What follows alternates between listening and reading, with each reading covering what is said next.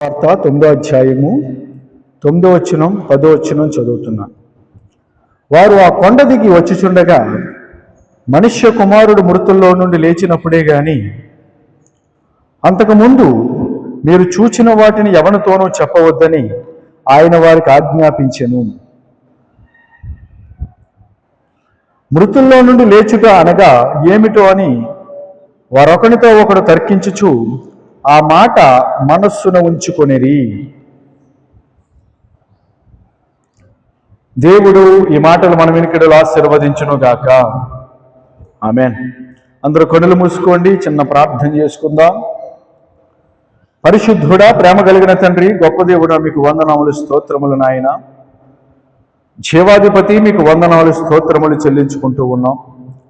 నమ్మదగిన దేవుడవు, నమ్మకమైన దేవుడవు, గొప్ప దేవుడవు, ఘనుడవు, మహోన్నతుడవు, మాతో మీరు మాట్లాడండి. పనిచేస్తున్న ప్రతి అంధకార ఆటంక దురాత్మ శక్తుల ప్రభావంలో నేస్తున్నాములో కొట్టివేస్తూ ఉన్నాను. మాతో మీరు మాట్లాడి మహిమ మీరు పొందుకొనమని సర్వశక్తిమంతుడైన యేసుక్రీస్తు నామం పేరట అడిగి వేడుకొని పొందిన మా పరలోకపు తండ్రి, ఆమేన్. చదవబడిన లేఖన భాగం మనం గమనించినట్లయితే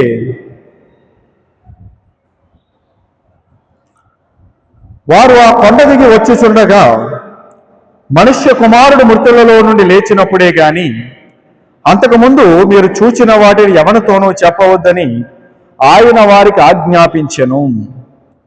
వారు ఆ కొండ దిగి వచ్చుచుండగా ఈ మాటలు చెబుతూ ఉన్నారు యేసుక్రీస్తు ప్రభుల వారు. ఎవరితో అంటే పేతురు గారితోనూ, యాకోబు గారితోనూ, యోహాను గారితోనూ. గమనించండి బిడ్డలారా, వారు కొండ దిగి వచ్చుచుండగా అనే మాట చాలా ప్రాముఖ్యమైన విషయం. ఎందుకంటే యేసుక్రీస్తు ప్రభుల వారు చెబుతూ ఉన్న విషయములో కొండ మీది సంగతులు చెబుతూ ఉన్నాడు. అప్పటి వరకు వారు కొండ మీద ఉండి కిందకి వస్తున్నారు. గమనించండి, ఆ కొండ ఏ కొండ అంటే మనకు తెలుసు, రూపాంతరపు కొండ. మత్తయి సువార్త 17వ అధ్యాయంలోనూ ఇదే మాటలు మనకి కనబడతాయి ఇంచుమించు. అలాగే మార్కు సువార్త 9వ అధ్యాయంలో కూడా ఈ మాటలు మనకు కనబడుతూ ఉన్నాయి. ఏమిటి చూడండి ఒకసారి. 9వ అధ్యాయంలోని 2వ వచనం, 6 దినములైన తర్వాత యేసు పేతురును, యాకోబును, యోహానును మాత్రం వెంటబెట్టుకుని ఎత్తైన ఒక కొండ మీదకి ఏకాంతముగా వారిని తోడుకుని పోయి వారి ఎదుట రూపాంతరము పొందెను. యేసుక్రీస్తు ప్రభుల వారు పేతురు గారిని, యాకోబు గారిని, యోహానును మాత్రము వెంటబెట్టుకుని, మొత్తం టోటల్గా యేసుక్రీస్తు ప్రభుల వారికి 12 మంది శిష్యులు ఉన్నారు. అయితే అందులో 3 మాత్రమే ఆయన ఆ కొండ మీదకి తీసుకుని వెళ్ళారు. ఆ కొండ ఏ కొండ అని చెబుతూ ఉన్నాడు బైబిల్ గ్రంథంలో పరిశుద్ధాత్మ దేవుడు అంటే ఎత్తైన యొక్క కొండ మీదకి. అది ఎత్తైన యొక్క కొండ. యేసుక్రీస్తు ప్రభుల వారు ప్రార్థన చేసుకోవటానికి, అలాగే ఆయన ప్రార్థనా జీవితము ద్వారా ఒక మాదిరి అక్కడ ఉన్న శిష్యులకు, అనగా యేసుక్రీస్తుని వెంబడిస్తూ ఉన్న బిడ్డలకు కనపరచటానికి, ఇంకా చాలా కారణాలు ఉన్నాయి.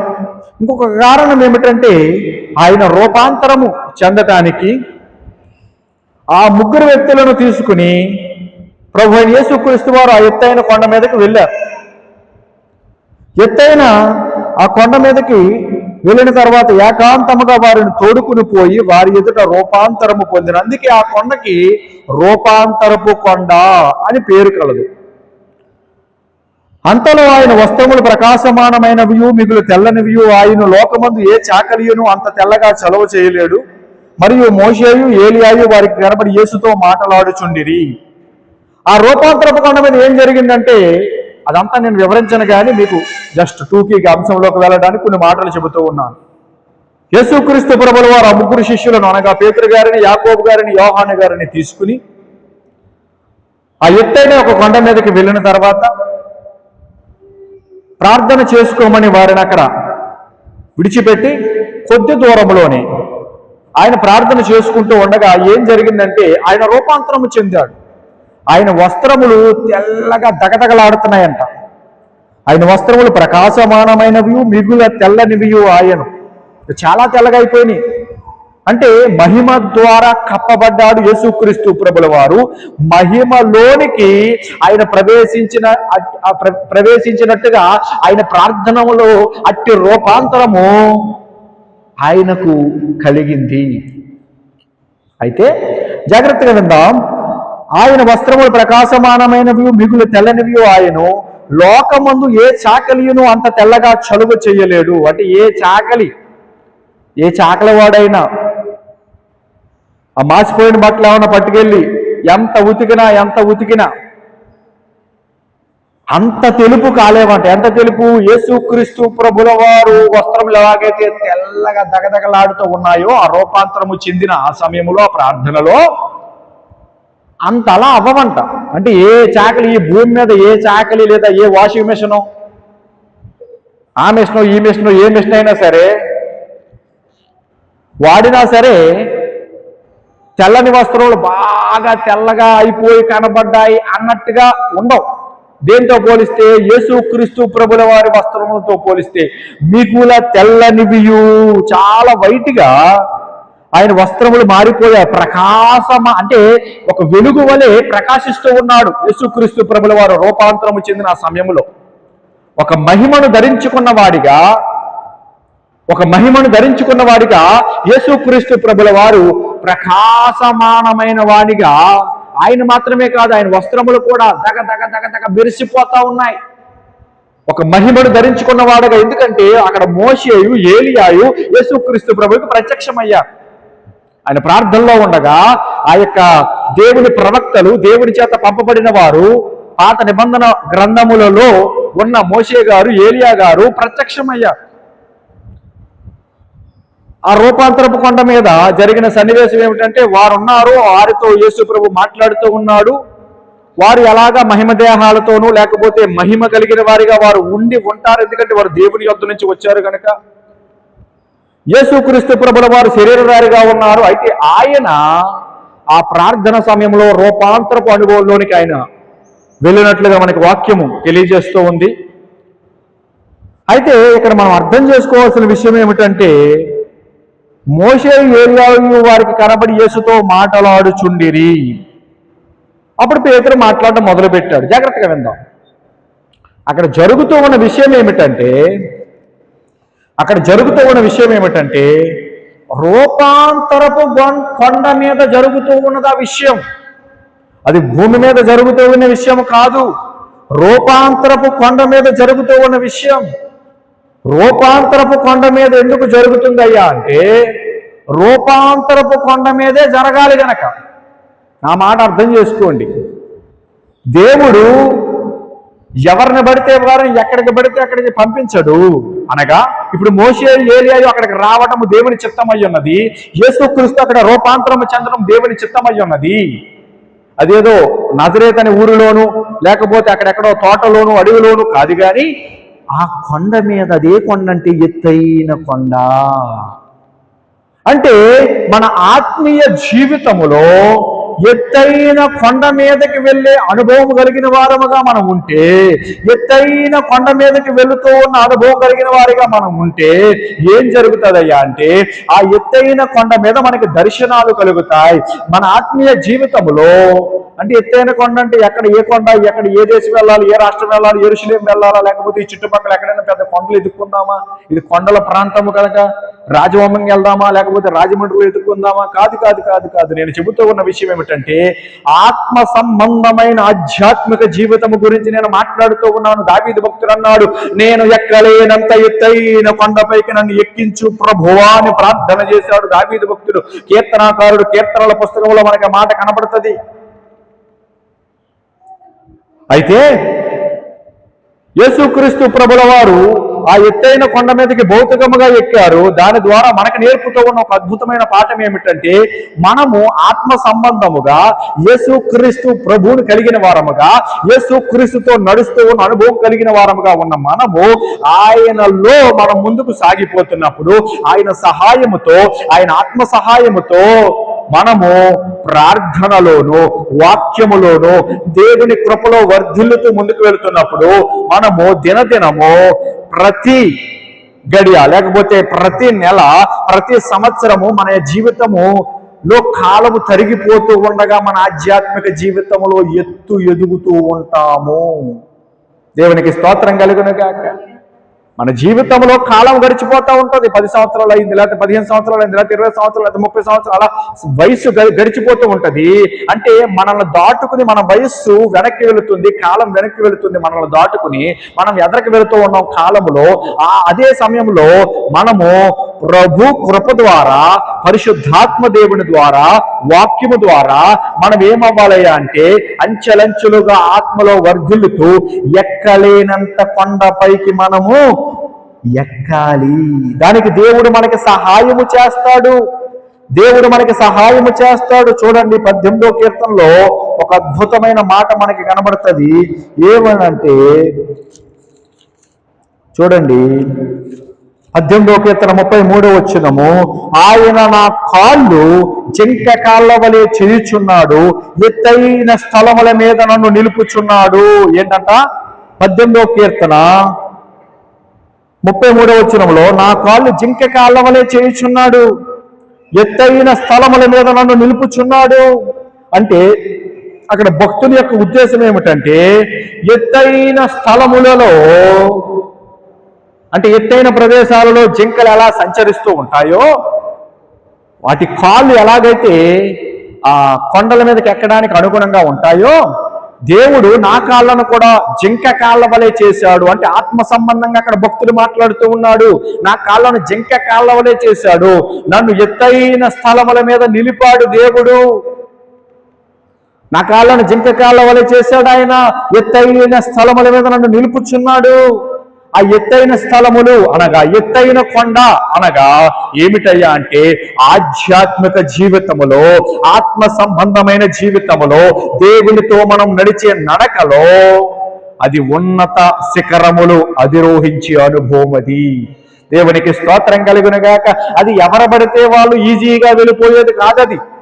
ఎవరు పడితే వాళ్ళు సరదాగా, ఇప్పుడు మామూలుగా మనకి కనబడింది అనుకోండి ఏదైనా ఒక కొండ, మామూలుగా కొద్ది బలం వాడు, శక్తి వాడు కొద్దిగా ఎక్కేయగలం. కానీ నేను చెబుతూ ఉన్నది ఆధ్యాత్మిక జీవితములో జరగబోయే విషయము, లేకపోతే ఆధ్యాత్మిక జీవితంలో మనము ఎదగాల్సిన విషయము గురించి నేను మాట్లాడుతూ ఉన్నాను. నా మాట మీకు అర్థమైందా? అక్కడ మార్కు సువార్త 9వ అధ్యాయములో ఎత్తైన కొండది, ఎత్తైన ఒక కొండ, ఎత్తైన ఒక కొండ అని ఎందుకు అన్నాడంటే ఇంకా ఎత్తైన ఒక కాకుండా ఇంకా ఉన్నాయి. అర్థమైందా? ఎత్తైన ఒక కొండ అన్నాడు, ఎత్తైన కొండ అనలేదు. అది ఒకటే అని అంటలేదు, ఎత్తైన ఒక కొండ అంటే ఆధ్యాత్మిక జీవితాలు. అందుకే అన్నాడు దావీదేవనుడు మనం చదివిన వచనంలో ఎత్తైన స్థలములలో, స్థలములలో, స్థలములలో, ఒకటి కాదు స్థలములు. ఇక్కడ ఎత్తైన ఒక కొండ అంటే ఇంకా ఏమున్నాయి? కొండలు ఉన్నాయి. అర్థమవుతుందా? ఇప్పుడు బైబిల్ గ్రంథంలోనే మనకు కొన్ని కొండలు కనబడతాయి. గొల్గొతా కొండ, అది కల్వరి కొండ అని మనం పిలుస్తాం. దాని మీద యేసు ప్రభుల వారు సిలువ వేయబడ్డాడు. ఇప్పుడు మనం చదువుకున్నదేమో రూపాంతరపు కొండ, ఇంకా సీనాయి పర్వతం, సియోను కొండ, హోరేబు పర్వతం, అలా మనకి కొన్ని కొండలు, పర్వతాలు, అవన్నీ ఎత్తైన స్థలములు. భౌతికముగా జాగ్రత్తగా వినండి, భౌతికముగా. దానికి మళ్ళీ ఆధ్యాత్మిక వివరణలు ఉంటాయి, ఆత్మ సంబంధమైన వివరణలు ఉంటాయి. మీకు జస్ట్ ఉదాహరణగా చెప్పాను, అదంతా మళ్ళీ వేరొక ప్రసంగం. అందులోనే మళ్ళీ రకరకాల ప్రసంగాలు వస్తాయి. సరే, జాగ్రత్తగా విన్నాం. ఇక్కడ ఎత్తైన ఒక కొండ, అది రూపాంతరపు కొండ.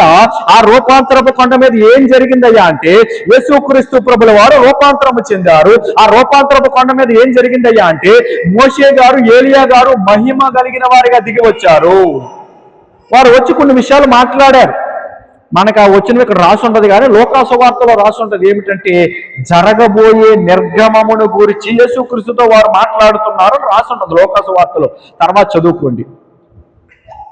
అయితే ఇక్కడ మనకి తెలియాల్సిన విషయం ఏమిటంటే మన ఆధ్యాత్మిక ప్రపంచములో, ఆత్మ సంబంధమైన జీవితములో మనం ఎత్తైన కొండ ఎక్కినప్పుడు మాత్రమే మనకి దర్శనాలు కనబడతాయి. ఎత్తైన ఒక కొండ మీదకి మనం వెళ్ళినప్పుడు మాత్రమే మనకు ప్రత్యక్షతలు ఎదురవుతాయి. ఎత్తైన ఒక కొండ మీదకి వెళ్ళినప్పుడు మాత్రమే మనం రూపాంతరము చెందగలం. ఎత్తైన ఒక కొండ మీదకి వెళ్ళినప్పుడు మాత్రమే దేవుని స్వరమును వినగలము. అది ఎవరి ద్వారా అయినా, దేవదూతల ద్వారా కావచ్చు, దేవుడే స్వయంగా మాట్లాడొచ్చు, లేకపోతే కళలు ఇవ్వచ్చు, దర్శనాలు ఇవ్వచ్చు, అదే విధముగా చేతనైనా కావచ్చు.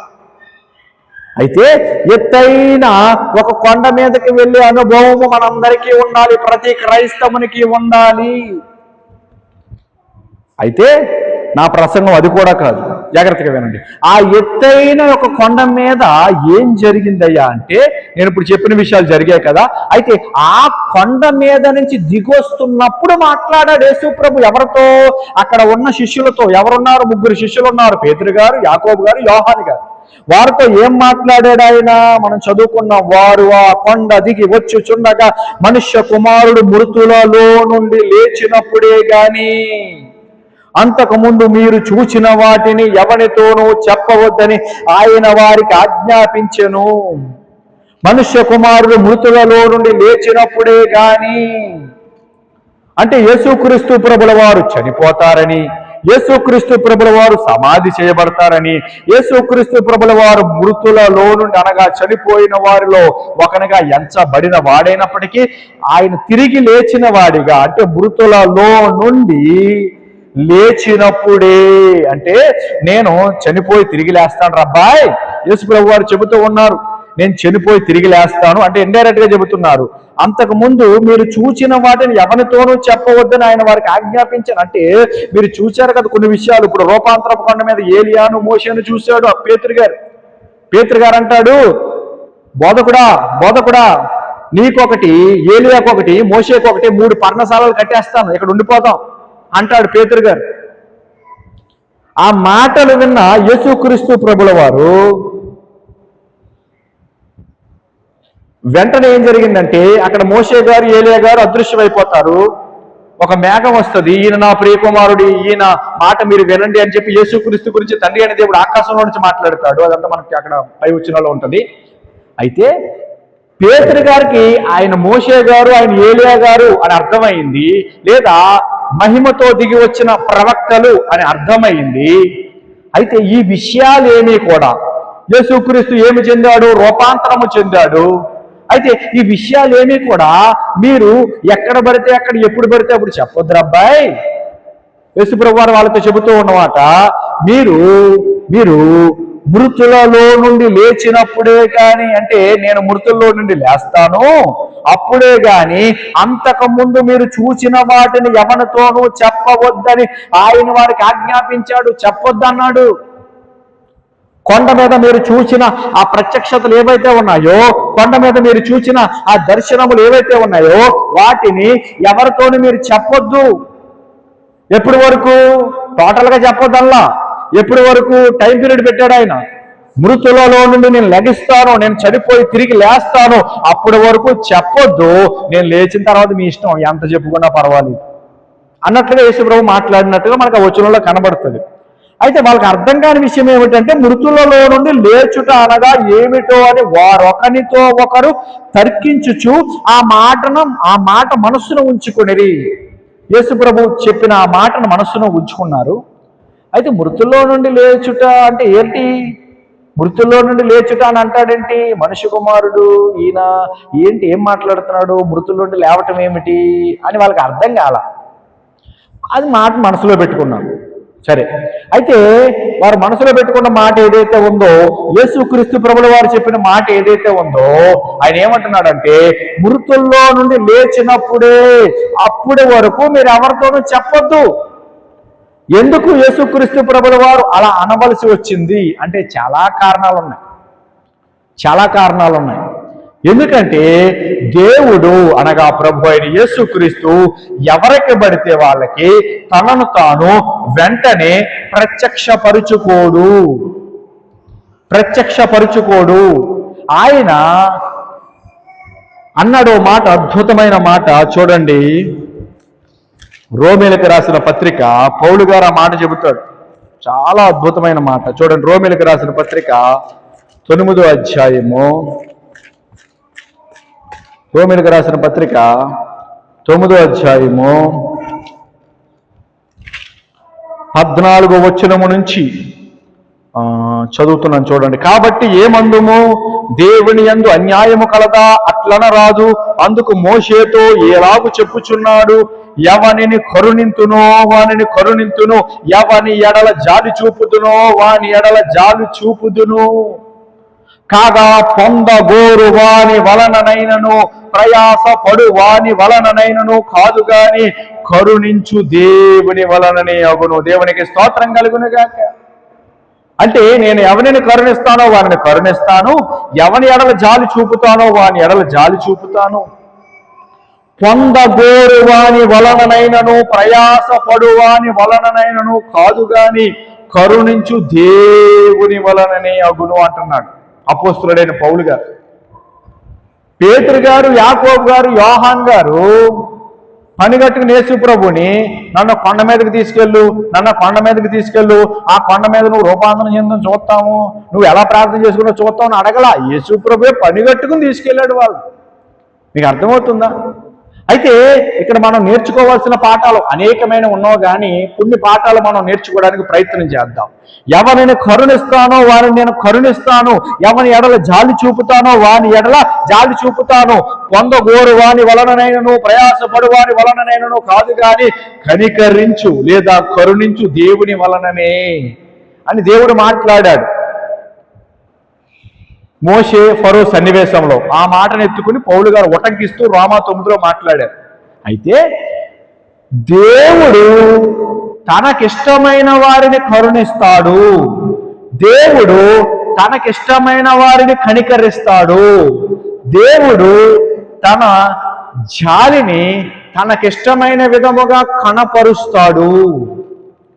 పేతురు గారి మీద, యాకోబు గారి మీద, యోహాను గారి మీద ఆ జాలిని కరుణను కనపరచాలని యేసు ప్రభు అనుకున్నారు. యేసు ప్రభు ద్వారా దేవుడు అనుకున్నారు. అందుకే వారిని ఆ కొండ మీదకి తీసుకుని వెళ్ళి వారికి ఆ ప్రత్యక్షతలు ఇవ్వాలి అనే ఆలోచన, ఆశ యేసు ప్రభుకి కలిగింది, తండ్రి అయిన దేవునికి కలిగింది. దేవునికి స్తోత్రం కలుగునుగాక.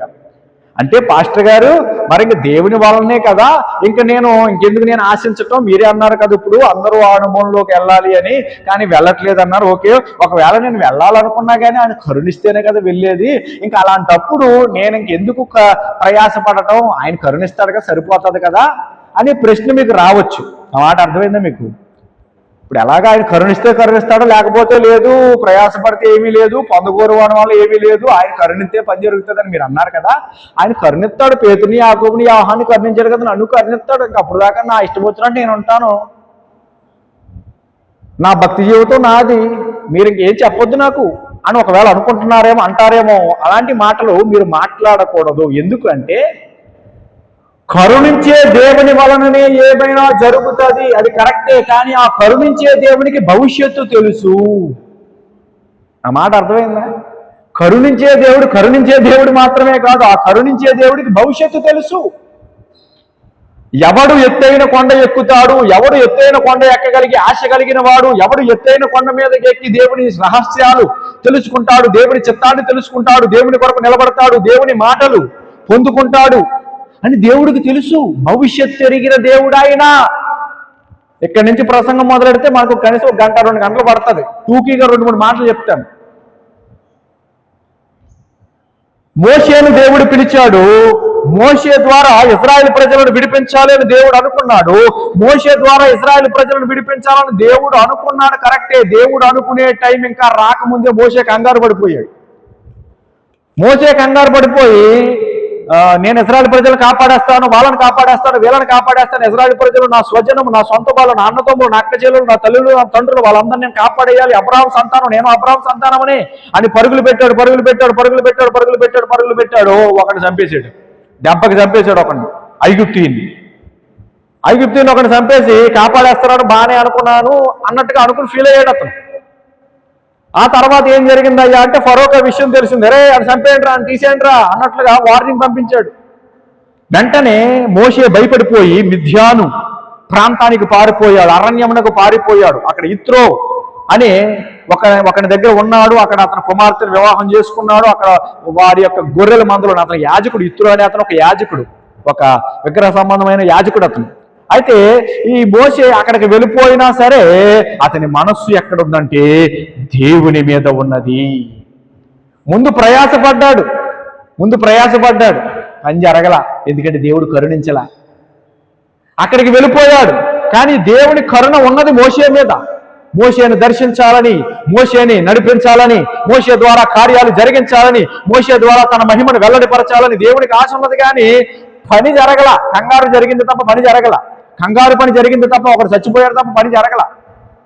అయితే ఆ మోషే మిద్యానులో ఉండగా ఏం జరిగిందయ్యా అంటే, అక్కడ మిద్యాన్లో ఒక 40 సంవత్సరాలు అక్కడ ఉండిపోయాడు.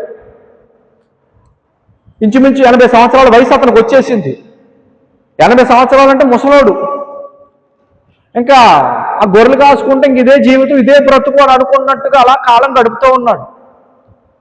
ఇంకా నా బ్రతికింతే, ఆ గొర్రె వెనకాల తిరుగుతూ చుచ్చు చిచ్చి రామ్మ అమ్మ అన్నట్టుగా అరుచుకుంటూ కేకలెట్టుకుంటూ ఆ గొర్రెల భాషలు మాట్లాడుతూ అతను కూడా ఒక గొర్రెగా, ఒక సాత్వికుడిగా మారిపోయాడు. అంతకు ముందు రౌద్రుడిగా ఉన్నవాడు ఒకరిని చంపేస్తున్నాడు, అక్కడ సాత్వికం అయిపోయాడు దెబ్బకి. ఆ గొర్రెల వెనకాల తిరిగి వారితో సహవాసం చేస్తే వీరు వారైపోతారు, వారు వీరైపోతారు అన్నట్లుగా గొర్రెలతో తిరిగి తిరిగి తిరిగి తిరిగి తిరిగి ఒక గొర్రెలాగా మారిపోయాడు. ఆ గొర్రెలాగా మారిపోయిన అతన్ని దర్శించాలని యేసుక్రీస్తు ప్రభుల వారు యెహోవా దూతగా ఆ హోరేబు కొండ మీదకి దిగి వచ్చారు. దేవునికి స్తోత్రం కలుగునుగాక. నేను కరుణించాలని అనుకున్నాను రా బాబు, కానీ నువ్వు ముందు ప్రయాసపడ్డావు, నువ్వు ప్రయాస ఆపేసావు కదా, ఇప్పుడు నేను కరుణించాలని ఎదరికి వచ్చాను. నాకు తెలుసు నీ ద్వారా నా పని ఇక్కడ జరుగుతుందని, నాకు తెలుసు నీ ద్వారా నా మహిమ వెల్లడిపరచబడుతుందని నాకు తెలుసు అని మోషేను గురించి దేవుడు తనను తాను ప్రత్యక్షపరచుకోవడానికి ఇష్టపడ్డాడు, తనను తాను కనపరుచుకోవడానికి ఇష్టపడ్డాడు. ఆయన కరుణ మోషే మీదకి పంపించాడు, ఆయన కనికరము మోషే మీదకి పంపించాడు. మోషేను మరలా ఐగుప్తుకు పంపించాడు. దేవునికి స్తోత్రం కలుగును గాక. భవిష్యత్తు తెలుసు ఆయనకి. నా మాట అర్థం చేసుకోండి. కరుణించే దేవుడికి భవిష్యత్తు తెలుసు.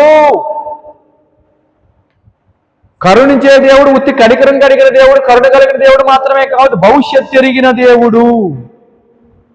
ఆయనకి భవిష్యత్తులో మోసే విషయం తెలుసు కనుక ముందు చూచాడు, తర్వాత చెక్కడం మొదలుపెట్టాడు, ఆ తర్వాత సిద్ధపరచడం మొదలుపెట్టాడు, ఆ తర్వాత తీసుకుని వెళ్ళి తన పని జరిగించడం మొదలుపెట్టాడు. దేవునికి స్తోత్రం కలుగును గాక. దేవునికి మహిమ కలిగింది. మోషేకు దేవుని కనికరము దొరికింది. మోషే జీవితము ఫలించింది. మోషే జీవితంలో దేవుని చిత్తము నెరవేర్చబడింది. మోషే ద్వారా దేవుని ప్రజలు దేవుని సొత్తుగా మరలా తిరిగి వచ్చారు ఐగుప్తులో నుంచి. దేవునికి మహిమ కలుగును గాక. ఆ మాటలు మీకు అర్థమవుతున్నాయా? నేను చెప్పొచ్చే విషయం ఏమిటంటే, కరుణించే దేవుని వలనే జరుగుతుంది. అయితే మనము ఆశ కలిగిన వారముగా ముందుకు వెళ్ళాలి. అది విషయం ఇక్కడ. ఆశ మనలో ఉండాలి, ఆసక్తి మనలో ఉండాలి. ఆయనకు భవిష్యత్తు తెలుసు కనుక భవిష్యత్తు మనకి తెలియదు. జాగ్రత్తగా వినండి. మామూలుగా ఆలోచిస్తే మనం మనుషులము గనక, రక్త మాంసములతో మనం ఉన్నాము గనక మనకు భవిష్యత్తు తెలియదు. కానీ దేవుడు ఆత్మస్వరూపుడు. ఆయన నిత్యత్వంలో ఉన్నాడు. నేను చాలా నిగూఢమైన విషయాలు చెబుతున్నాను, చాలా మందికి అర్థం కావు, కానీ అర్థం చేసుకోవడానికి ప్రయత్నం చేయండి. ఈ భూమి ఆకాశముల కన్నా అతీతుడు దేవుడు. సమయానికి సూర్యచంద్ర నక్షత్రములకు అతీతుడు దేవుడు. కాలమునకు అతీతుడు దేవుడు అనగా ప్రభువైన యేసుక్రీస్తు. ఆయన నిత్యత్వంలో ఉన్నాడు. ఆయనకు ఈ భూమి మీద జరుగుతూ ఉన్న విషయాలన్నీ తెలుసు, జరగబోయే విషయాలన్నీ తెలుసు.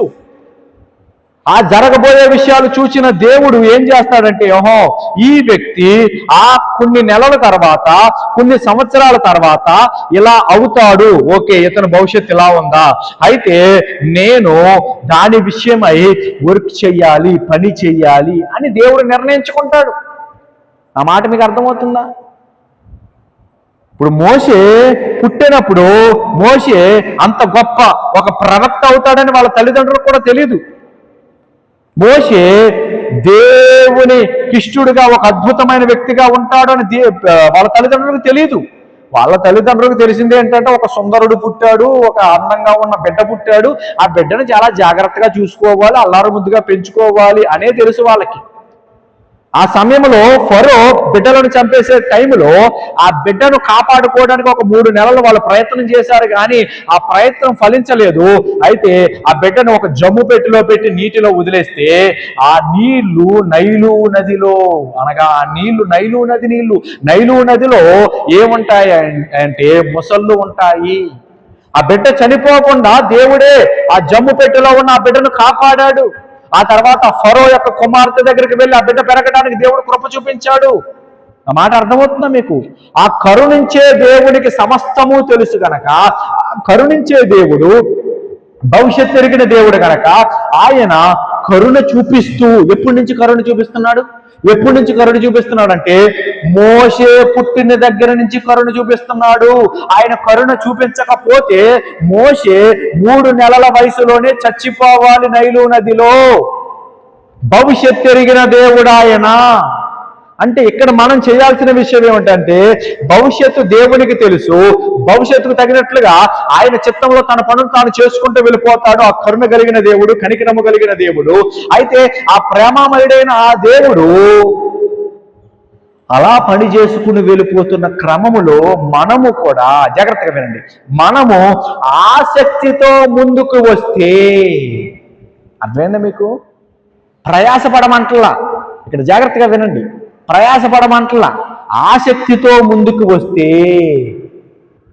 ఎందుకంటే భవిష్యత్తు మనకు తెలియదు కదా. ఏమో భవిష్యత్తులో కూడా మనం ఎక్కలేనంత ఎత్తైన కొండల మీదకి మనం ఎక్కుతామేమో, మనం కూడా ఒక గొప్ప ప్రవక్తలుగా ముందుకు వెళతామేమో, ఈ ప్రపంచాన్ని ఉద్ధరించే ఒక ఘనమైన సేవ చేస్తామేమో, ఎవరికి తెలుసు? హూ నోస్, ఎవరికి తెలుసు? భవిష్యత్తు మనకు తెలియదు కదా. ఆ మాటలు అర్థం చేసుకోండి. మళ్ళీ వాగ్దానాలు, ప్రవచనాలు అక్కడికి వెళ్ళిపోద్దు. నేను భవిష్యత్తు గురించి మాట్లాడుతున్నాను. అది మనకి తెలియదు కనుక మనము ఆసక్తితో ఎదరకు వస్తే ఆ కనికరము కలిగిన దేవుడు ఏం చేస్తాడంటే తన హస్తమును చాపి లేవనెత్తుతాడు. దేవునికి మహిమ కలుగును గాక. మీకు అర్థమవుతుందా? ఇప్పుడు మోషేకి ముందుకు వెళ్ళాలి, ఆ ఐగుప్తీయుడిని చంపేయాలి అని మోషేకి ఎందుకు కలిగింది? అతని సొంత ఆలోచనది. ఏదో రకంగా కాపాడాలి అనుకున్నాడు, కానీ దేవుని విధానంలో కాపాడాలని అతనికి తెలియదు. దేవుని చిత్తం, దేవుని విధానంలో, దేవుని సమయంలో, దేవుని ఇష్టంలో జరగాలి. అది దేవుని ఇష్టమైన కార్యము. అదేనా మీకు? మన విధానములో మనకిష్టం వచ్చినట్టు మన చిత్తములో మనం చేసుకుంటూ వెళ్ళిపోతే దేవుడు వాటిని పట్టించుకోడు. అర్థమైందా మీకు? అయితే ప్రయాసపడటం కాదురా బాబు, కనికరించే దేవుడిలోనే విషయం ఉన్నది. ఆ కనికరించే దేవుని వైపు మనం చూచినప్పుడు, ఆ కనికరించే దేవుణ్ణి మనం పట్టుకుంటున్నప్పుడు, ఆ కనికరించే దేవుని సన్నిధిలో మనం గడుపుతూ ఉన్నప్పుడు, ఆ కనికరించే దేవుడు ఏం చేస్తాడంటే ఆయన కనికరము మన మీదకి పంపిస్తాడు. దేవునికి స్తోత్రం కలుగును గాక. ఆ మాటలు మీకు అర్థమయ్యాయా? ఇప్పుడు ఉదాహరణకి సౌలు ఉన్నాడండి. ఇది చాలా విస్తారమైన విషయము, కానీ కొన్ని మాటలు చెప్పి నేను ముందుకు వెళ్తాను. సౌలు రాజు కావాలి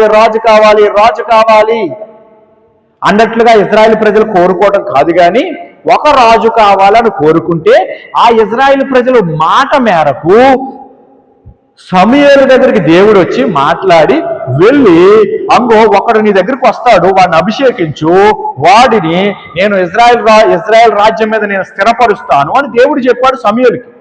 దేవుడు చెప్పిన మాట విన్న సమూయేలు ఆ తర్వాత రోజు చూస్తే అక్కడికి వచ్చాడు సౌలు.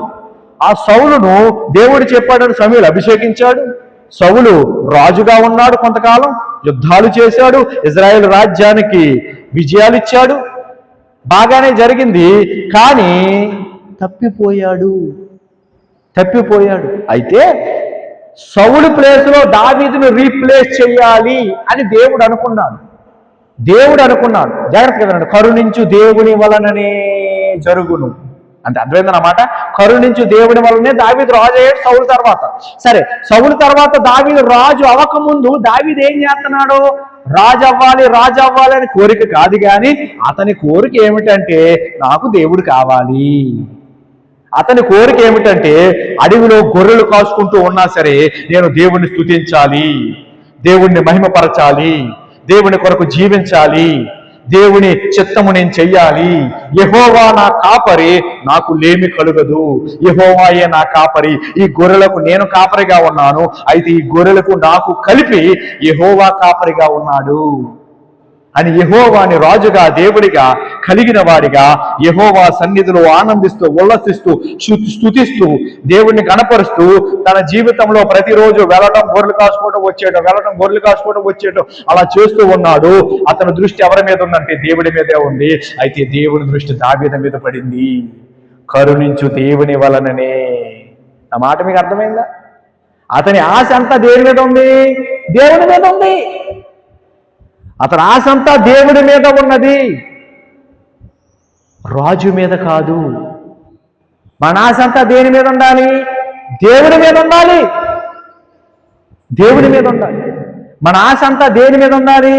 ప్రభువా, దావీదు ప్రార్థన చేశాడయ్యా, ఎక్కలేనంటే ఎత్తైన కొండపైకి నన్ను ఎక్కించుమని. నేను కూడా ప్రార్థన చేస్తున్నాను, నన్ను ఎక్కించు ప్రభువా అని ప్రార్థన చేస్తూ మనం ముందుకు కొనసాగిపోవాలి. అవేవి చేయకుండా కరుణించి దేవుని వల్ల నేను రాసుంది కాబట్టి ఆయన కరుణించాలే, ఎప్పుడు ఆయన కుదిరినప్పుడు కరుణించాలే, అప్పుడు దాకా నా ఇష్టం వచ్చినట్టు ఉంటానంటే కుదరదు. అందుకే తిమోతి అన్నాడు, దైవ భక్తి సాధన చేయమన్నాడు. దైవ భక్తిని సాధన చేసుకుంటూ వెళుతున్నప్పుడు దేవుడు ఆయన నిన్ను ఏ దిశగా తీసుకుని వెళ్ళాలో ఆ దిశగా తీసుకుని వెళతాడు. నిన్ను ఎలా మలచాలో అలా మలుస్తాడు. నిన్ను ఎలా మార్చాలో అలా మారుస్తాడు. ఆ మాట మీకు అర్థమైందా? దేవునికి స్తోత్రం కలుగును గాక. ఇప్పుడు మిద్యానికి వెళ్ళిపోయాడండి మోషే. చాలా విషయాలు ఉన్నాయి కానీ నేను ముగిస్తాను. మిద్యానికి వెళ్ళిపోయిన మోషే దేవుణ్ణి విడిచిపెట్టలేదు. ఈ మాట పట్టుకోండి. యెహోవా దూత ఊరికే అక్కడికి వచ్చేయలేదు. ఆ కొండ మీదకి అగ్ని పొద మండుచున్నది కానీ కాలిపోలేదని రాస్తుంటది నిర్గమకాండం 3వ అధ్యాయంలో. ఊరికే వచ్చేయలేదు. మోషే దేవుణ్ణి విడిచిపెట్టలేదు. అలాంటి కఠిన పరిస్థితుల్లో దేవుణ్ణి కలిగిన వాడిగా ఉన్నాడు. అలాగే అరణ్యంలో ఉన్న దావీదు కూడా కఠిన పరిస్థితులే. ఎటు నుంచి సింహం వస్తాదో తెలియదు, ఎటు నుంచి తోడేలు నక్కలు ఎటు నుంచి ఏం వస్తాయో తెలియదు, ఎటు నుంచి పులులు వస్తాయో తెలియదు. అలాంటి పరిస్థితుల్లో ఆ గొర్రెను కాసుకుంటూ, మా నాన్నగారు ఇచ్చారు ఈ మంద, నేను కాసుకోవాలి, మళ్ళా తీసుకుని వెళ్ళాలి. నాన్న నన్ను పట్టించుకోవట్లేదు, మా అన్నలు నన్ను పట్టించుకోవట్లేదు, అయినా పర్వాలేదు, నాకు యెహోవా ఉన్నారు, నాకు నా దేవుడు ఉన్నారు అనే ఆశతో దేవుని అందలి ఆనందం కలిగిన వాడిగా, దేవుని స్తుతిస్తూ దేవుడి అందలి సంతోషం కలిగిన వాడిగా ముందుకు కొనసాగిపోతూ ఉన్నాడు. అక్కడ మోషేను దర్శించిన దేవుడే దావీదును కూడా దర్శించాడు. దేవునికి స్తోత్రం కలుగును గాక. దేవుని మీద వాళ్ళ గురి నిలిపాడు దావీదు. ముందు మోషే దారి తప్పాడు కానీ మరలా సెటరేట్ అయ్యాడు కానీ దేవుని మీదే గురి పెట్టుకున్నాడు. దేవుడు దిగి వచ్చాడు ఆ హోరేబు కొండ మీదకి. అదే సీనాయి పర్వతము. ఇదంతా ఎందుకు చెప్పానంటే, సీనాయి పర్వతము మీదకి, జాగ్రత్తగా వినండి, సీనాయి పర్వతం కూడా ఒక ఎత్తైన పర్వతము. అక్కడికి దేవుడు దిగి వచ్చాడు. అక్కడ మోషే ఆ పర్వతం మీదకి వెళ్ళి, ఆ సీనాయి పర్వతం మీదకి వెళ్ళి దేవుని ప్రత్యక్షతను పొందుకున్నాడు. అంటే ఆధ్యాత్మిక జీవితంలో అది కూడా ఒక ఎత్తైన ప్రదేశము. ఆ మాట అర్థమైందా? దావీదు ఏం ప్రార్థన చేశాడు? ఎత్తైన స్థలములలో నన్ను నిలుపుచున్నాడు. ఎవరు? దేవుడు. మరి మోషేని ఎవరు ఎక్కించారు? కొండ పర్వతం దేవుడే, ఆ సీనాయి పర్వతం. అలాగే దావీదు ఏమన్నాడు? ఎక్కలేనంత ఎత్తైన కొండలను ఎక్కించు అన్నాడు. అంటే ఎక్కించు అని ఎవరిని అడుగుతున్నాడు? దేవుణ్ణి అడుగుతున్నాడు. ఇక్కడ మనం పట్టుకోవాల్సిన విషయం ఏమిటంటే, మనం ఏదేదో చేసేసి ప్రయాస పడిపోవటం కాదు, కరుణించే దేవుడి మీద ఆనుకుని మనం ఆశ కలిగి ముందుకు వెళితే ఆశ గల ప్రాణాన్ని తృప్తిపరిచే దేవుడు మన ఆశను తీరుస్తాడు. ఎక్కలేనంత ఎత్తైన కొండలు అనేకమైనవి దేవుడు ఎక్కిస్తాడు. దేవునికి స్తోత్రం కలుగును గాక. ఆ ఎక్కలేనంత ఎత్తైన కొండలు మనం ఎక్కినప్పుడు ఏం దొరుకుతాయి అంటే, మనకి ప్రత్యక్షతలు దొరుకుతాయి, ప్రత్యక్షతలు కలుగుతాయి. అక్కడ మోషే ఏలియా మాట్లాడుతున్నప్పుడు వీళ్ళందరూ శుభ్రంగా గొరకెట్టి నిద్రవుతున్నారు. పేతురు గారు, యాకోబు గారు, యోహాన్ గారు. పేతురుకి ఎందుకో మెలకు వచ్చింది. పేతురు వెంటనే జాగరూకుడైపోయి చూస్తున్నాడు. అక్కడ ఈ మోషే ఏలియా వాళ్ళ మాటలు అవన్నీ వినపడుతున్నాయి. వెంటనే అన్నాడు, 3 పర్ణశాలలు కట్టేస్తానన్నాడు. ఇవి దర్శనాలన్నీ కలిగినవి కదా, అయితే ఇవేమి మీరు ఎవరితోనూ చెప్పొద్దురా. ఎప్పుడు వరకు? నేను చనిపోయి తిరిగి లేస్తాను అప్పటి వరకు చెప్పొద్దు అంటున్నాడు. అంటే ఎత్తైన స్థలముల మీదకి మనం వెళ్ళినప్పుడు మనకు ప్రత్యక్షతలు దొరుకుతాయి. ఆ ప్రత్యక్షతలు మనకి పొందుకున్నప్పుడు దేవుని యొద్ద నుంచి, ఆ దర్శనములు మనం పొందుకున్నప్పుడు దేవుని యొద్ద నుంచి, వాటిని మనము ఎక్కడ పడితే అక్కడ, ఎప్పుడు పడితే అప్పుడు, ఎలా పడితే అలాగా చెప్పేయకూడదు. మీకు అర్థమవుతుందా విషయం? చెప్పేయకూడదు. ఇంకా మన ప్రసంగం నేను మొదలు పెట్టలేదు. మృతుల్లో నేను లేస్తాను, ఆ తర్వాత చెప్పండి. మృతుల్లో నేను సజీవుడిగా లేస్తాను, ఆ తర్వాత చెప్పండి మీకు కలిగిన దర్శనాన్ని. ఆ తర్వాత చెప్పండి, అప్పుడు దాకా చెప్పొద్దు. సౌలు ఉన్నాడు. సౌలు సమూయేలు దగ్గరికి వెళ్ళిన తర్వాత సమూయేలు అతనికి ఆర్డినేషన్ చేశాడు, అభిషేకం చేశాడు. గాడిదల కోసం వెతుక్కుని వెళ్ళాడు కదా, అప్పుడు అభిషేకం చేశాడు. ఆ తర్వాత సౌలు తిరిగి ఇంటికి వచ్చిన తర్వాత సౌలుని అడిగాడు వాళ్ళ పినతండ్రి. ఏమని అడిగాడు చూడండి. మొదటి సమూయేలు పుస్తకము 2-3 వచనాలు మనం చదువుకుని మనం ముగించుకుందాం. చూడండి, మొదటి సమూయేలు పుస్తకము 10వ అధ్యాయము 14వ వచనము.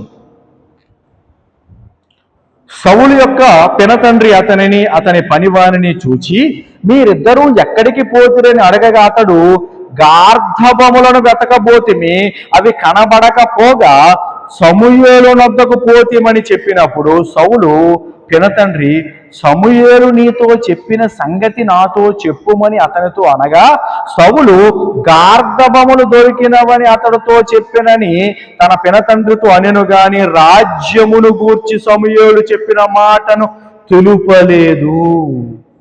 రాజ్యమును గూర్చి చెప్పిన మాటలు తెలపలా. గాడిదల గురించి చెప్పాడు తప్ప అసలు విషయాన్ని దాచిపెట్టాడు, కొసర విషయాన్ని చెప్పాడు. ఎందుకు దాచిపెట్టాడు? అది జరిగినప్పుడు అలాగా కనపడుతుంది. రాజు అయ్యాక ఎలాగా కనపడుతుంది పినతండ్రికి. అయితే ఆ పినతండ్రికి అది కనపడుతుంది.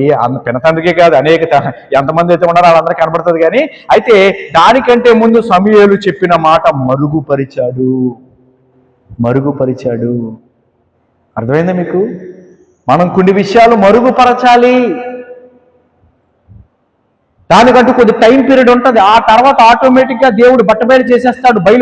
ఆ బయలుపరిచేసినప్పుడు ఆటోమేటిక్గా మనం చెప్పకపోయినా తెలిసిపోతుంది. ఆటోమేటిక్గా మనం చెబుతాం కొన్ని మాటలు మళ్ళా. అందుకే యేసుక్రీస్తు ప్రభు అన్నారు, మనుష్య కుమారుడు మృతుల్లో నుండి లేచినప్పుడే గాని అంతకు ముందు మీరు చూసిన వాటిని ఎవరితోనూ చెప్పవద్దని. ఇక్కడే మీకు ఒక మంచి విషయం చెప్తా. అదే సమూయేలు పుస్తకం మనం చదువుకున్నాం కదా, అక్కడ ఇంతకీ సమూయేలు సౌలుతో మాట్లాడాడు కదా. సమూయేలు సౌలుతో ఎక్కడ మాట్లాడాడు అనుకున్నారు? సమూయేలు సౌలుతో ఎక్కడ మాట్లాడాడు అనుకున్నారు? కింద భూమి మీద మాట్లాడాడు అని అనుకుంటున్నారా? కాదు. చూడండి, అదే సమూయేలు పుస్తకంలో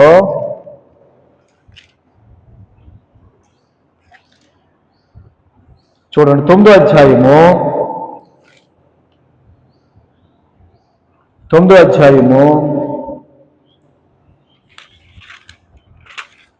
14వ వచనం చదువుతున్నాను. వారు ఊరిలోనికి రాగా ఉన్నతమైన స్థలమునకు పోవచున్న సమూయేలు వారికి ఎదురుపడెను. ఉన్నతమైన స్థలమునకు వెళుతూ ఉన్న సమూయేలు ఎదురుపడ్డాడంట. కింద కనపడచ్చు కదా. ఉన్నతమైన స్థలమే. అభిషేకం ఎక్కడ? ఉన్నతమైన స్థలమే. దర్శనాలు ఎక్కడ? ఉన్నతమైన స్థలమే. రూపాంతరం ఎక్కడ? కొండ, ఎత్తైన కొండ, ఉన్నతమైన స్థలమే. ఆ మాటలు మీకు అర్థమైనయా? అంటే మనకి దేవుడు ఎక్కడ పడితే ఎక్కడ, అంటే మన ఆధ్యాత్మిక జీవితం గురించి మాట్లాడుతున్నాను, భౌతికమైన విషయాల తర్వాత. ఆధ్యాత్మిక జీవితంలో నువ్వు ఏ స్థాయిలో ఉంటే ఆ స్థాయిలో నీకు అన్ని ఇచ్చాడు దేవుడు. చంటి పిల్ల, ఇప్పుడు మాకు పాప పుట్టింది, ఆ పాపకి చిన్న చిన్న బట్టలు వేస్తాం. అవి బాబా ఆడపిల్ల పుట్టింది, చీర కొనుక్కొచ్చేద్దాం, చీర కొనుక్కొని ఇచ్చేసి ఎలాగ మెచ్యూర్ ఫంక్షన్ చేయాలి కదా అని చెప్పి ఆ మెచ్యూర్ బట్టలు అవన్నీ పట్టుకొచ్చి వేసేద్దాం, ఇప్పుడు వేసేద్దామని మెచ్యూర్ చెయ్యం.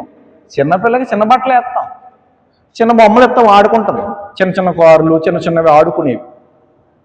తినేది కూడా కొద్దిగానే. అయ్య బాబోయ్ ఆడపిల్ల పుట్టింది, పుట్టక పుట్టింది, అయ్య బాబోయ్ బిర్యానీ ప్యాకెట్ తెచ్చేస్తాను, బిర్యానీ పెట్టేద్దాం అని అంటానా నేనే కదా, ఎవరో ఉండవు. అర్థమైందా మీకు? ఎదిగిన తర్వాత ఆ బలము కలిగిన తర్వాత తింటది, అది వేరే విషయం. ఇంకా ఎదిగిన తర్వాత ఆ బలము కలిగిన తర్వాత జరగవలసిన కార్యక్రమాలు జరుగుతాయి, అది వేరే విషయం. ఆ మాట మీకు అర్థమైందా? అలాగే మనము కూడా ఆత్మీయంగా బలపడుతూ ముందుకు వెళుతున్నప్పుడు ఒక్కొక్క కొండ మనం ఎక్కుకుంటూ వాటి మీదగా మనం ముందుకు వెళ్ళిపోతున్నప్పుడు ఉన్నత స్థలముల మీదకి మనం వెళ్ళగలం, ఎత్తైన స్థలముల మీదకి మనం వెళ్ళగలం, ఎక్కలేనంత ఎత్తైన కొండ మీదకి మనం వెళ్ళగలం, ఎత్తైన ఒక కొండ రూపాంతరపు కొండ మీదకి మనం వెళ్ళగలము, ఇంకా ముందుకు కొనసాగగలము. దేవునికి స్తోత్రం కలుగును గాక. దానికి ఎవరు సహాయం చేస్తారు? దేవుడే సహాయము చెయ్యాలి, మనకి మనంగా వెళ్ళలేము. నా మాట అర్థం చేసుకోండి. దేవుడు సహాయము చెయ్యనిదే మనము ఇంచు కూడా కదలలేము. ఆధ్యాత్మిక జీవితములో దేవుడు సహాయము చేస్తే కిలోమీటర్లు పరిగెట్టేస్తాం ఆత్మీయంగా.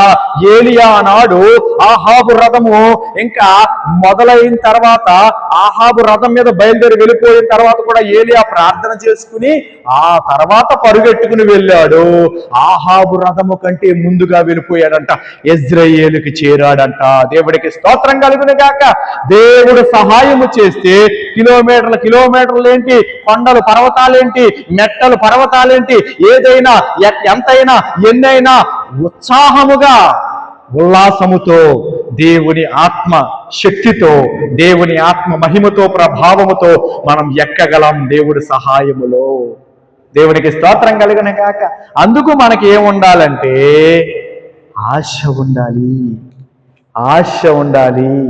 ఒక ఆయన పాట రాశాడు, ఒక ఆశ ఉందయ్యా నా కోరిక తీర్చయ్యా, నా మొరవిను యేసయ్యా ప్రత్యుత్తరమివ్వయ్యా. మీకు అర్థమవుతుందా? ఆశ ఉండాలి. ఆశ గల ప్రాణాన్ని దేవుడు తృప్తిపరుస్తాడు, దేవుడు కరుణిస్తాడు. దేవుడికి భవిష్యత్తు తెలుసు, అయితే మనకి భవిష్యత్తు తెలియదు. కానీ మనము దేవుడి మీద ఆశ పెట్టుకొని, దేవా నేను కూడా ఆధ్యాత్మిక శిఖరాలు అధిరోహించాలి, నేను కూడా ఆత్మీయ కొండలు ఎక్కాలి, నేను కూడా ఆత్మ సంబంధమైన సంగతులలో ఎదగాలి, నేను కూడా ఆత్మీయంగా బలంగా ముందుకు సాగిపోవాలి, నాకు సహాయము చెయ్యండి ప్రభువా అని మనము ప్రభువుని పట్టుకుని ముందుకు వెళుతూ ఉండగా ఏం జరుగుతుందంటే ఆ కరుణ కలిగిన దేవుని హస్తము మన మీదకి దిగి వస్తుంది, ఆ కనికరము కలిగిన దేవుని చూపు మన మీద పడుతుంది.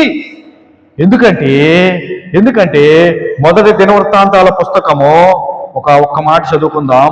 మొదటి దినవృత్తాంతాల పుస్తకము దేవుడు ఇప్పుడే గుర్తు చేశారు, అద్భుతమైన మాట, అందరికీ తెలిసిన మాటే అది. చూడండి,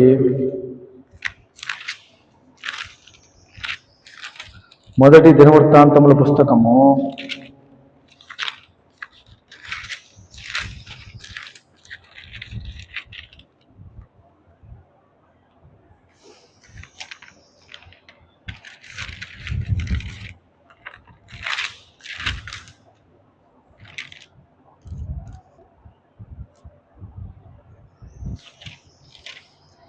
సరే, ఆయన కన్నులు లోకమందంతటా సంచారము చేయుచున్నాయని చెప్పి ఆయన మాట్లాడతాడు. చాలా అద్భుతమైన మాట. ఆయన కన్నులు లోకమందంతటా సంచారము చేయుచున్నవి. ఎందుకు సంచారం చేస్తున్నాయంట? బలపరచటానికంట. యథార్థ హృదయము కలిగి ఆయనను వెతుకుతూ ఉన్న వారి ఎడల ఆయన కనికరము చూపించటానికి, కరుణ చూపించటానికి ఆయన కన్నులు లోకమందంతటా సంచారము చేయుచున్నాయి అని దేవుడు మాట్లాడతాడు. దేవునికి స్తోత్రం కలుగునుగాక. యథార్థ హృదయుల ఎడల ఆయన తన కనికరము కలిగిన చూపు ఉంచి వారిని బలపరచటానికి యెహోవా కన్నులంట లోకమందంతటా సంచారము చేయుచున్నాయి, సంచారం చేస్తున్నాయి. దేవుడు కరుణిస్తాడు, దానికంటే ముందు ఆయన కన్నులు వెతుకుతూ ఉంటాయి. యథార్థ హృదయం కలిగి ఆయనను వెతుకుతూ ఉన్నవాడు ఎవడైనా ఉన్నాడా, ఆయన కొరకు ఎదురు చూస్తూ ఉన్నవాడు ఎవడైనా ఉన్నాడా అని వెతుకుతూ ఉంటాయి ఆయన కన్నులు. ఆ వెతుకుతూ ఉన్న ఆయన కన్ను సైకిల్లోనికి నువ్వు వచ్చేసావంటే, నువ్వు కనపడ్డావంటే, వెంటనే ఆయన కరుణ నీ మీదకి దిగి వచ్చేస్తుంది. దేవునికి స్తోత్రం కలుగును గాక. ఆనాడు మోషే మీదకి దిగి వచ్చింది, ఆనాడు దావీదు మీదకి దిగి వచ్చింది, అలాగే మన మీదకి కూడా దిగి వస్తుంది. దిగి రావాలి. అప్పుడు మనము ఎక్కలేనంత ఎత్తైన కొండ మీదకి మనం వెళ్ళిపోతాము. ఆ మాట మీకు అర్థమైందా? ఎక్కలేనంత ఎత్తైన కొండ మీదకి మనం వెళ్ళిపోతాం. అప్పుడు మనం ఎన్నో ప్రత్యక్షతలు పొందుకుంటాం. ఎన్నో ప్రత్యక్షలు పొందుకున్న వెంటనే మన ఊరు వాడ పరిగెట్టే చెప్పేయడానికి కాదు దేవుడే ఇచ్చేది. వాటిని ఎప్పుడు చెప్పాలి, ఎక్కడ చెప్పాలి, ఎలా చెప్పాలి, లేకపోతే ఎలా మనలో నుంచి దేవుడు లోకానికి చూపించాలనేవి ఆయన చూసుకుంటాడు. కనుక ఆయనకు అప్పగించుకుని వాటిని పొందుకొని మనం ముందుకు కొనసాగిపోతూ ఉన్నప్పుడు దేవుడు తన ప్రణాళికలు అవన్నీ నెరవేరుస్తాడు. దేవుడి కొద్ది మాటలు మనం వెనుకడలో ఆశీర్వదించును కాక. ఆమేన్. అందరూ కళ్ళు మూసుకొని ప్రార్థన చేసుకుందాం. సర్వోన్నతుడా,